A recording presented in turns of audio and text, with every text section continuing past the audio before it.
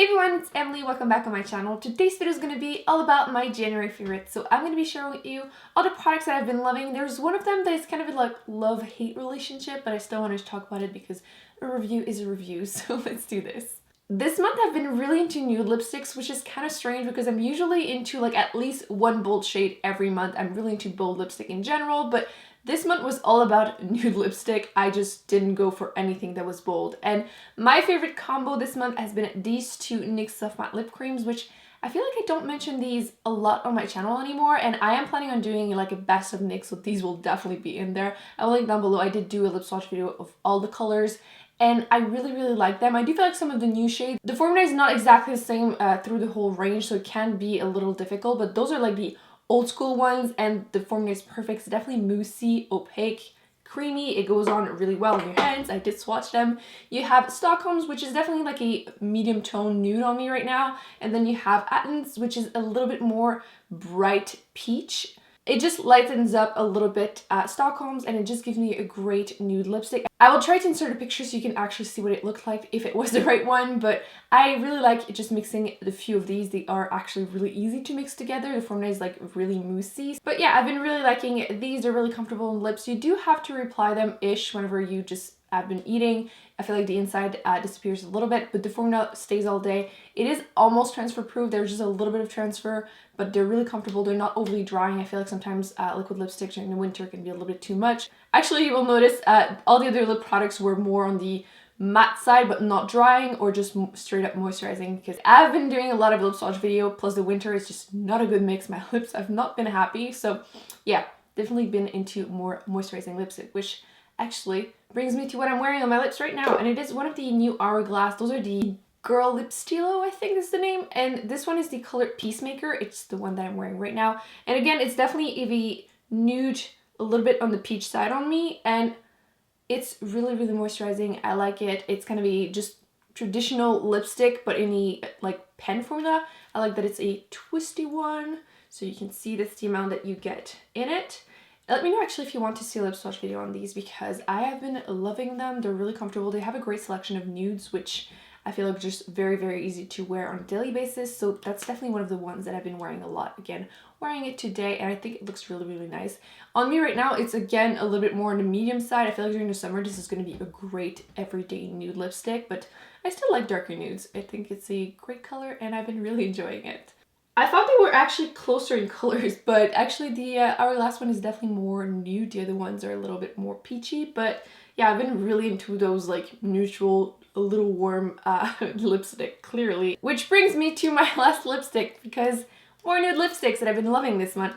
You can't go wrong with nudes, right? And it can be so difficult to find the right ones, and Maybelline came out with some new nudes. Those are the matte line. I don't remember the exact name. This one is one of my favorite ones. This is Almond Rose. Again, lip swatch that is going to be coming up.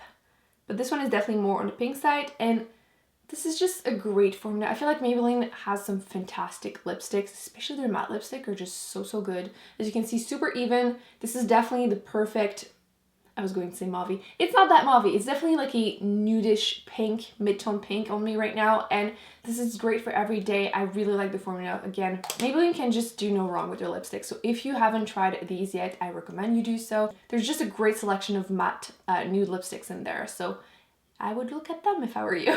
Next, there's a foundation that I've been wearing basically all month long. I'm actually wearing it today. I was wearing it, actually that's for my second channel. If you don't know, I do have a second channel, and I'm doing a makeup book tag. So I'm doing my makeup while talking about books. It should be going up this weekend, so I'll link my channel down below if you want to see that. But I was actually wearing this foundation again, and it is the Too Faced Born This Way foundation in Porcelain, which I have been loving this foundation. I think it's a great foundation all around. Like my skin, if you don't know, has been going through a lot of changes. I went from having really dry skin to like more oily right now, even though it's winter, so I'm like dehydrated and oily, and it's just a big old mess, and it can be difficult to find a foundation that won't emphasize the dryness too much, but at the same time will at least control a little bit the oil. Even if you pack powder, sometimes it's just not a good mix, and basically it's been difficult to deal with. And this has been great because I don't feel like it emphasized too much the dry patches, but it does help a little bit with the oiliness. But even when I had really dry skin, I still loved it. So definitely a foundation that could work for a lot of different people. I was going to say everyone, but not everything will work for everyone, but I can see this working for so many different people. Like I said, I've been wearing the color Porcelain. I do have a lighter shade, which I probably should be wearing, but this one is definitely great because it's more of a neutral undertone, so I feel like it looks really great on camera too. I would say this is more of a medium to full coverage foundation. I've been having a lot more breakout than usual lately, and this has been covering basically everything. If there's a little bit of redness still peeking through, I will just use the Makeup Forever full coverage concealer, which if you don't have this, you need to have this. But yeah, I've been like using this, and then maybe like that one pimple that is just too visible, I'll add a little bit of this, and it's been doing great. I feel like my skin looks really even. It doesn't look cakey. Speaking of foundation, I really wanted to give a big shout out to the new L'Oreal sponge, and the specific name is escaping me right now, but as usual, I'll link everything down below. But I have been really liking it. I'm really difficult with sponges because very often I feel like a lot of brands try to come out with like dupes for the Beauty Blender, which this is so worth the money, and it took me so long to actually buy it. But ever since, I've never been without one because they are so good, and this one is a brand new one, so it's super bright and it's dry, so you can't see how big it gets, but it basically becomes this size whenever it's done, and this is so worth it to make your foundation look incredible on the skin. And I feel like very often, even the expensive dupes have been a complete fail in my opinion, except for the Real Technique one. But Real Technique is not easy to find in Canada. You have to order it mostly online, and this L'Oreal one is going to be everywhere, and if you're on a budget, I recommend getting this one because it feels like a delicious marshmallow on your face, which, do you really want marshmallow on your face? I don't know, but this has been really good. That's all I've been using this month, and I'm enjoying it. So if you were looking for a great sponge, I would recommend this one. Ooh, special shout out to this nail polish because I've been wearing it non-stop all month, and I keep getting questioned about it, and it is the Color Club nail polish in the color ARP on it, and it looks like just a normal silvery metallic nail polish, and nobody says anything in real life until I'm outside with like bright lights on my nails, and then everyone loses it, like, what are you wearing? Because this is so cool.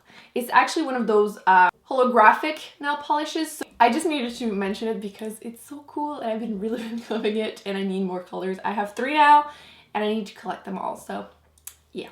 I wanted to give a huge shout out to the Too Faced Sweet Peach palette because if you haven't seen it, I did a full review on the whole collection, swatching everything, and I was actually impressed with this palette because I did have low expectation, which I didn't expect to wear a lot of peach, and I had so much fun with the peaches, but there's not that many peaches, so it's actually a lot more wearable than I thought it would be. So people might be disappointed that there's not more peach colors, but in my case, it was just making it way more wearable. The color Candy Peach and this color right here, which is just peachy, and this one Bellini, I have been absolutely loving those colors, but I absolutely love the brown colors. I feel like the matte formula of Too Faced is so good. The colors are gorgeous, like Puree, Summer Yum, like those look great. I know it's really not like a winter color palette, whatever that is, but I will be wearing the crap out of this during the summer. I just know it.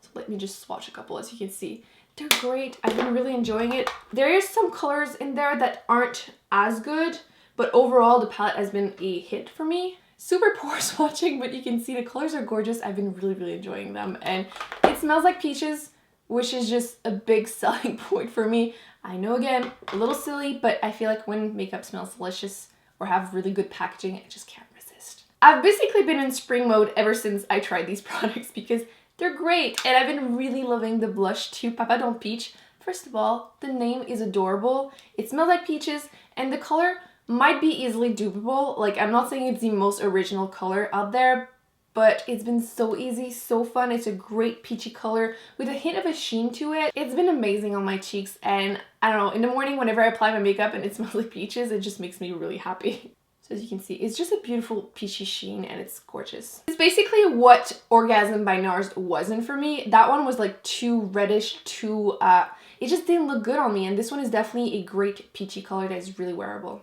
I wanted to talk about this product because I got it for Christmas, and a lot of people wanted to know about my opinion, and I've been testing it out this month, and I love it, but not as much as the other ones. Actually, let me just start by saying what I'm talking about. I'm talking about the Lorac Pro palette. This is the number 3, and I love number 1. Is probably my most favorite palette ever because of the color mauve, because it's gorgeous and I love it. And I just think it's super practical how the first row is all matte shades and then the second one is all the like shimmery or glittery colors. It's just a great way of making sure that you're gonna have a good amount of each. And this palette is definitely more on the nude with a hint of like reddish in there. They're super wearable colors and I have been loving them. Again, the matte shades, all perfect. I have absolutely nothing bad to say about them. But there is 2 shades in the shimmery line that were disappointing to me. I tried to wear them today so you could see them, and I feel like I don't love how my makeup turned out. It doesn't look bad, but it's like not the way I wanted it to look, because I wore this one, which is Médaillon, and it looks like it's gonna be a great taupey color, which I love taupe shades, but it's definitely like chalky and like there's huge chunks of glitters. And whenever I tried to apply it on my face, there was a lot of fallouts, and it's just glittery. It's just really glittery, chunky fallout mess. The quality is just not equal as the Lorac palettes usually. Like, usually they have fantastic shadows, and this one was a complete fail. And the second one is this one, which is Amethyst, and it looks like it's literally one of the colors that make me want this palette, because it's a gorgeous burgundy color, and you just want this all over your eyes. And can you believe it? I'm actually wearing this right now. Do you see any burgundy on my eyes? No, because I'm wearing it on my outer V. And if I swatch it like this, it looks kind of a burgundy eggplant color. If I try to blend it even just a little bit, it just ends up looking like brown.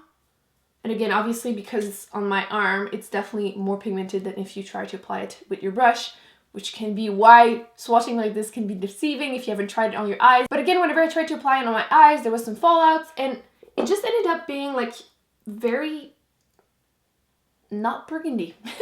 Let me zoom you in actually for this one. I'm hoping you're gonna be able to tell, but I did try to apply it in my outer V, and it turns out that it's really not burgundy at all, and it's been disappointing, to be honest. It's just not the quality that they usually have.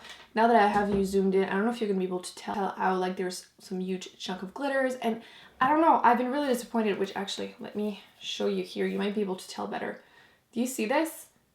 I feel like you can see how chunky it is compared to the other ones, and this one, unfortunately, just, it looks gorgeous, but doesn't transfer in the eyes. I will definitely keep using it probably just as a lid color and just pack it on, but unfortunately as an outer V red color, I will keep using the Anastasia Beverly Hills Modern Renaissance palette, because that one definitely has more of those.